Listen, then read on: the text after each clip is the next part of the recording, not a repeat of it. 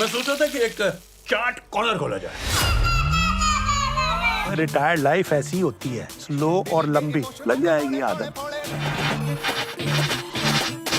कितना वॉक करूं, कितना टीवी देखूं? 6 हफ्ते हो गए, अभी तक कुसुम की चोरी पकड़ी नहीं गई है।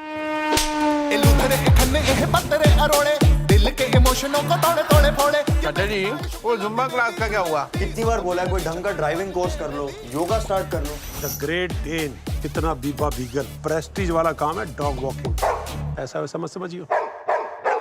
मेरी भतीजी, उसकी फ्रेंड के यहाँ पर सत्संग है, एक सॉलिड कुक चाहिए। पता है, cooking is an art. Sharmaji नमकीन बाकी सारे। उसे लगा कि सुंदरकांड का पार्ट। अरे किटी पार्टी चल रही थी वहाँ, किटी। सरदार तू एक बार मेरे हाथ लग गया ना तो देख। Guys, welcome to India today. I watched Sharmaji Namkeen, and I think very rarely do we have films where moments before the film and moments after the film stay with you. I'm talking about Ranbir's personal note, which I think sort of sets the tone for the film, and it's so personal, it's so poignant, and the end credits, which I think definitely raise a chuckle. And Hitesh, I remember we spoke about you and Rishi G's crazy chemistry on set. We get a glimpse of that and more. And that's exactly how he is. When you see him in the end credits, that's how he is. You know, he is constantly bullying people. And I remember me and Hitesh were having this conversation also. If as a first-time director, if you get bullied very soon, then you had it. But if you have a say and you give it back to him, then he understands, acha, this director knows his work. But that's his way he tests people. You know, he tests directors. Acha, agar main ye usko force karunga, does he have an original point of view, or is he just going to agree to what I say? And I think he very masterfully he Navigate. found his way. Ranbir, I want to talk to you a bit about your opening. It's almost a personal letter. It doesn't seem like, you're sitting in front of a camera. It feels like you're directly talking to the audience. You say that, there was that option of doing prosthetics. There was that conversation that maybe we could shoot it in this way because it's a challenge. This hasn't happened before in terms of an actor playing two different characters, the same character, I mean. What was going through your mind at that point in time when that option was being discussed? You know, I mean, it all begins with like knowing, going through that journey with my father, with his ailment, and what transpired at that time, and how passionate he was about this film, how guilty he was, even though that he was suffering in New York during his treatment. That yaar ye film complete ho jaye, because he always had empathy towards a producer.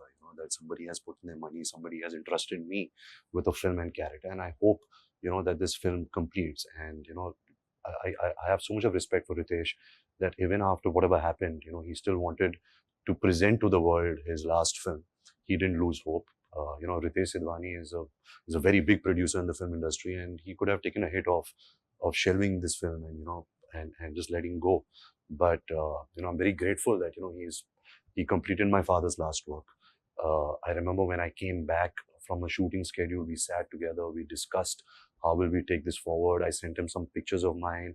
They sent it abroad to some CG, some special effect people, if they could, if I could just act as me and they could do some CG where I look like my father, do a little prosthetics, but nothing was really working out. And that's when, they had this great idea of casting Paresh Rawalji, who's such a fine actor. And I have so much of love and respect to give to him to step in to complete this film, to pay a tribute to an actor that's my father, and he's done it in such a beautiful way that I would have never been able to do it in the same way. So I think everything just turned out to be it just turned out well for this film. Speaking about that video, I'm getting a lot of love for it. I don't know why. I guess people are connecting with the fact that my father's last film and his son is talking about it. But that is the truth. That whatever we're speaking in that video was giving an audience a perspective that there are two characters playing this. It's never happened before, and so just kind of preparing them before they start watching this film. But having said that, let me tell you that once you start watching, you've seen this film. Yes. And when you see it, you forget in the first 5 minutes that, they're two different characters. And that's really the power of great storytelling, of great acting. And again, a lot of marks goes to the director who's really, pulled this off.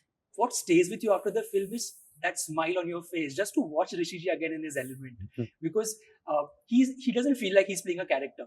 His Yeah. love for food, Yeah. everybody knows that. Yeah. His sarcasm, his wit, his humor. Yeah. We all have seen that on social media and offline. Yeah. His way with the ladies, Yeah.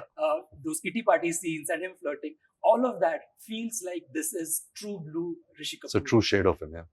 There's a scene in the film where it's a very sweet scene where he asks his kid, "Have you eaten?" When he comes back late in the night. These small moments where you get to see shades of him being the father, worrying about his children.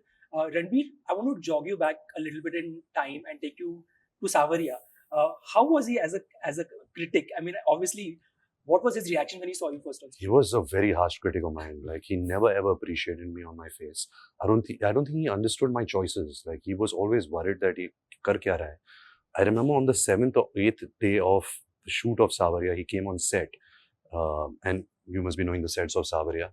There were such large, daunting sets, and Mr. Bansari was the director.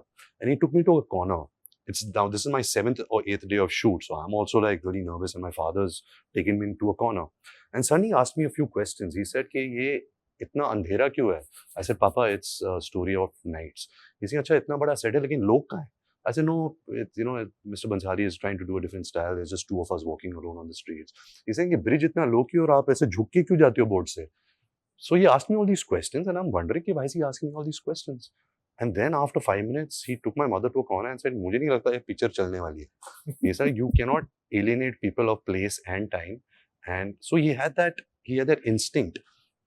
But having said that, my father has never sat me down and given me tips on acting, or he's told me, you have to behave this way. He always told me that don't take success to your head and failure to your heart. You have to work very hard.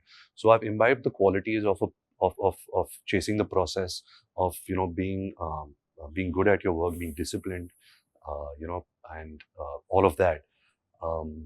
But he was very harsh. I remember even when he saw Barfi for the first time, he called me, and I'm always nervous when my father calls me after a film, and he said, "हाँ, तू acting तो अच्छी कर लेता है, but don't do arty films next time." When he saw Rockstar, he called me and said, "वो end में वो लड़की मर गई थी कि वापस आ गई?" So he was a he was like the mass. That was his thing. Okay, what is this film trying to tell me?